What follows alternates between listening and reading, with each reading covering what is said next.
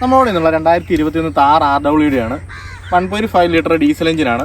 നമുക്കിപ്പം 26,000 കിലോമീറ്റർ കഴിഞ്ഞ് 27,000 കിലോമീറ്റർ ആവാൻ പോവുക. ഇപ്പോൾ 1.5 വർഷം കഴിഞ്ഞ് നമുക്കിപ്പം ഇതിൻ്റെ എക്സ്പീരിയൻസും കാര്യങ്ങളൊക്കെയാണ് പറയുന്നത്. നമുക്കിത് ഇപ്പം നമുക്ക് 1.5 വർഷം ഉപയോഗിച്ചിട്ടുള്ള നമ്മളൊരു മോശം എക്സ്പീരിയൻസും കാര്യങ്ങളും ആദ്യം പറയാം. എന്നൊക്കെയാണ് ഇതിൻ്റെ ഒരു നെഗറ്റീവും കാര്യങ്ങളും. കാരണം വണ്ടി ഇഷ്ടംപടി ഇറങ്ങുന്നുണ്ടല്ലോ. കാരണം എനിക്ക് മെയിനായിട്ട് തോന്നിയ നെഗറ്റീവ് എന്ന് പറഞ്ഞാൽ കുറച്ച് കാര്യങ്ങൾ എടുത്തെടുത്ത് പറയാം. നെഗറ്റീവും പറയാം, പോസിറ്റീവും പറയാം കേട്ടോ. കാരണം ഞാൻ ഇതിൻ്റെ വേറെ റിവ്യൂ ചെയ്തിട്ടുള്ളതുകൊണ്ട് ഒത്തിരി ചെയ്യുന്നില്ല. ഞാൻ കുറച്ച് ആയിട്ടുള്ള കാര്യങ്ങൾ പറയാം. മെയിനായിട്ട് പറഞ്ഞാൽ നമ്മളെ ഹെഡ്ലൈറ്റ് കേട്ടോ, ഹെഡ്ലൈറ്റ് ബൾബ്. പക്ഷേ ഇതിന് നമുക്ക് ആദ്യം ഞാനൊന്ന് ആദ്യം അകത്തൊരു വെള്ളം കയറുന്ന ഈർപ്പം പോലെ വന്നിട്ട് നമ്മൾ കമ്പനി കൊടുത്ത് റീപ്ലേസ്മെൻറ്റ് ചെയ്തായിരുന്നു. റീപ്ലേസ്മെൻറ്റ് ചെയ്ത് രണ്ടാമത് കുറച്ചാൾ കഴിഞ്ഞപ്പോൾ പിന്നെ ഈ കളറ് മങ്ങിപ്പോയിട്ടുണ്ട്. ശ്രദ്ധിച്ചാൽ മതി, ഒന്നിന് കളറുണ്ട്, ഒന്നിന് കളറ് കുറവാണ്. അതൊരു മോശം എക്സ്പീരിയൻസ് ആണ് അത്.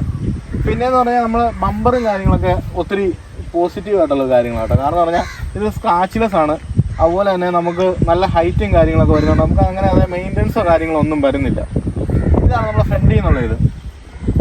പിന്നെ അതുപോലെ തന്നെ നമ്മളൊരു ഫ്രണ്ട് ഗ്ലാസ് ഏരിയ പറയുകയാണെങ്കിൽ തന്നെയും ഓവറായിട്ടുള്ള വിസിബിലിറ്റിയും കാര്യങ്ങളൊന്നും പറയാൻ പറ്റത്തില്ല. എന്നാലും കുഴപ്പമില്ലാത്ത വിസിബിലിറ്റിയും കാര്യങ്ങളൊക്കെ ഉണ്ട്.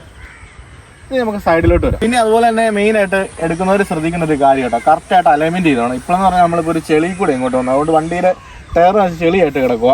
ഇപ്പം വണ്ടി 27,000 കിലോമീറ്റർ ഓടിയ ടയറാണ്. ഇനി ഒരു പകുതിയും കൂടെ ഓടാനുണ്ട്, പകുതി മണ്ടയിൽ ഓടാനുണ്ട് കേട്ടോ. കാരണം കറക്റ്റ് അലൈൻമെൻ്റ് ആണ്, നമുക്ക് ടയറും കാര്യങ്ങളും പക്കയായിട്ട് കിട്ടും. അലൈൻമെൻറ്റ് ചെയ്യുന്നില്ലേ നമ്മൾ വലിയ ടയർ പെട്ടെന്ന് പോവുകയും ചെയ്യും. പിന്നെ അതുപോലെ തന്നെ എനിക്ക് ഇതുണ്ടായ ഏറ്റവും ഒരു നെഗറ്റീവ് സംഭവം എന്ന് പറഞ്ഞാൽ മിക്ക താരം ഞാൻ കണ്ടിട്ടുണ്ട് കുറച്ചുകൂടെ ക്വാളിറ്റി അവർക്ക് ശരിയാക്കാമായിരുന്നു.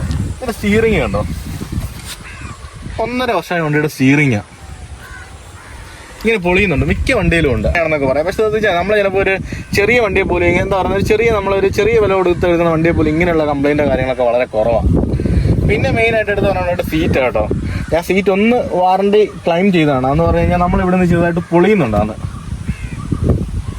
പിന്നെ അതുപോലെ തന്നെ സൈഡിലോട്ട് വരുമ്പോൾ വേറൊരു നെഗറ്റീവായിട്ടുള്ള കാര്യം ഇതുണ്ടോ, ഈ പ്ലാസ്റ്റിക് കുറച്ച് ലോ ക്വാളിറ്റിയാണ്.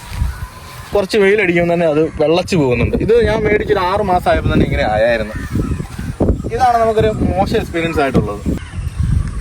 പിന്നെ മൈലേജും കാര്യങ്ങളൊന്നും കുഴപ്പമില്ല കേട്ടോ. ലോക്കലി ഒരു 13-15 ഇടയ്ക്ക് കിട്ടും. ലോങ് ആണെങ്കിൽ ഒരു 17 വഴിയൊക്കെ കിട്ടുന്നുണ്ട്. 1.5 ഡീസൽ എഞ്ചിൻ ആയതുകൊണ്ട് നമുക്ക് മൈലേജും കാര്യങ്ങളും പക്കയാണ്. അതിൻ്റെ അകത്തൊന്നും യാതൊരു വിഷയമില്ല. പിന്നെയെന്ന് പറഞ്ഞു കഴിഞ്ഞാൽ നമുക്കൊരു കുറേ പേർക്ക് അന്നേരം ഒരു ചോദ്യം വരും, ഈ വണ്ടി ഫാമിലി യൂസിന് പറ്റുമോ എന്നൊക്കെ. ശരിക്കും പറഞ്ഞു കഴിഞ്ഞാൽ ഓരോ ആൾക്കാരുടെ മൈൻഡ് പോലെ ഇരിക്കും. എന്നാ പറയുന്നത്, ഇപ്പം ചിലർക്ക് മൈൻഡ് മീൻസ് വീട്ടിലുള്ളവരുടെ ആരോഗ്യം പോലെ ഇരിക്കും. എന്ന് പറഞ്ഞാൽ ഈ പ്രായമായവർക്കാണ് ഇത് കയറാനും കാര്യങ്ങളൊക്കെ ബുദ്ധിമുട്ടുള്ളത്. ഇപ്പം എന്താ പറയുന്നത്, ചിലർക്ക് ഒരു കുഴപ്പമില്ലായിരിക്കും, ചിലർക്ക് ചാടി കയറായിരിക്കും. കാരണം ഓരോ ആൾക്കാരുടെ ആരോഗ്യം ബേസിരിക്കും, വേറെ കുഴപ്പമൊന്നുമില്ല. ഫാമിലി യൂസിന് ഉപയോഗിക്കുന്നവരും ഉണ്ട്, അല്ലാതെ നമ്മളിപ്പോൾ ജസ്റ്റ് എന്നാ പറയുന്നത് ഫാമിലി യൂസ് അല്ലാതെ ഉപയോഗിക്കുന്നവരുണ്ട്. കാരണം എന്ന് പറഞ്ഞാൽ കൂടുതൽ ആൾക്കാർ ഒരു സെക്കൻഡറി വണ്ടിയായിട്ടാണ് ഇത് ഉപയോഗിക്കുന്നത്. ഇനി അതുപോലെ തന്നെ മെയിനായിട്ട് എടുത്ത് പറയേണ്ട കാര്യം കേട്ടോ, താർ എടുക്കുമ്പോൾ ഏറ്റവും കൂടുതൽ എല്ലാവരും ബ്ലാക്ക് എടുക്കുന്നത്. പക്ഷേ ബ്ലാക്ക് ഏറ്റവും മെയിൻറ്റെയിൻസ് ചെയ്യാൻ പാടുള്ളൊരു കളർ കേട്ടോ. നന്നായിട്ട് മെയിൻറ്റെയിൻ ചെയ്യണം. കാരണം സ്റ്റാച്ചും കാര്യങ്ങളൊക്കെ പെട്ടെന്ന് പിടിക്കും. എടുത്തു പറയേണ്ട ഒരു കാര്യമാണ്. പക്ഷേ താറ ലുക്ക് ബ്ലാക്കിനാണ് താനും. അതുപോലെ തന്നെ ഞാൻ ശ്രദ്ധിച്ചൊരു കാര്യം കേട്ടോ, നമ്മൾ താറയിൽ ഈ സ്റ്റെപ്പിൻ്റെ ടയർ മിക്കവാറും വണ്ടിയിലും ഫുള്ള് ടയറും തീർന്നു കഴിഞ്ഞാൽ സ്റ്റെപ്പിന് ഉപയോഗിക്കാറില്ല. ശരിക്കും പറഞ്ഞാൽ ഒരു 10,000 കിലോമീറ്റർ ഓടുമ്പോൾ സ്റ്റെപ്പിന് റൊട്ടേറ്റ് ചെയ്ത് കഴിഞ്ഞാൽ നമുക്കത് ഉപകാരപ്രദമാവും. ഇത് 20,000 കിലോമീറ്റർ ഓടിയ ടയർ അതിൻ്റെ പുറകിൽ കിടക്കുന്നത്.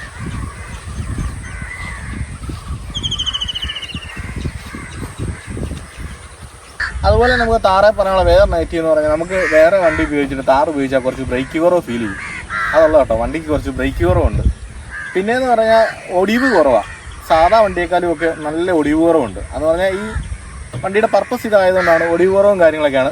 പിന്നെയെന്ന് പറഞ്ഞാൽ വണ്ടി അത്യാവശ്യം നല്ല ഗ്രൗണ്ട് ക്ലിയറൻസും കാര്യങ്ങളുണ്ട്. ഇതിലേ വേണമെങ്കിൽ നമുക്ക് പോവാം. അതൊന്ന് പക്ക ഒരു കോൺഫിഡൻസ് ആയിരുന്നു. അതുപോലെ തന്നെ വണ്ടിയിൽ ഏറ്റവും കൂടുതൽ രസം പറയാൻ വണ്ടിയുടെ ഡ്രൈവിംഗ് സീറ്റാണ്. പക്ക ഹൈറ്റ് ഇരിക്കുന്നതുകൊണ്ട് തന്നെ പക്ക കമാൻഡിങ് സീറ്റാണ്. നമുക്കൊരു വേറെ എക്സ്പീരിയൻസാണ്.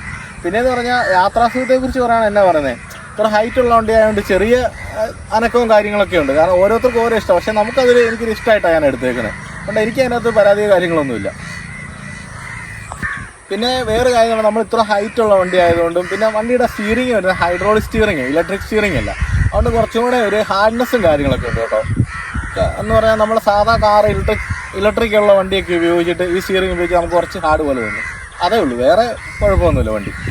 നമുക്കിനി ഒരു പുതിയ വീഡിയോ ആയിട്ട് നമുക്ക് അടുത്ത പ്രാവശ്യം കാണാം.